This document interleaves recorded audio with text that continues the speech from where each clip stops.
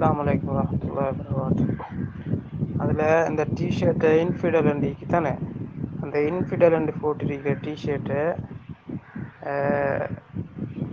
T shirt அப்படி போட்டப்பட்டிருக்கிற சொல்லில் வந்து எச்சரிக்கை அறிக்கட்டாம்னு சொல்லி போட்டிருக்கு. ஏன்னு சொன்னால், அதிகமாக நாம் அணியக்கூடிய ஆடைகள் இந்த வாசகம் பொறிக்கப்பட்டிருக்கின்றது.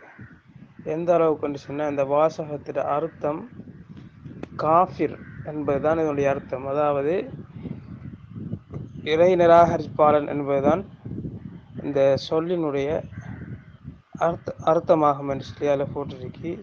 எனவே இவ்வாறான சொற்கள் பதிக்கப்பட்ட டிஷர்ட்டுகளை அணிந்து கொள்வதை விட்டு தவிர்த்து கொள்ளுமாறு இதிலே சொல்லப்பட்டிருக்கின்றது. ஏனென்று சொன்னால், அதிகமான மக்கள் இதனுடைய சொல்லை அறியாமல் தான் போட்டுக்கொண்டிருக்கின்றார்கள்.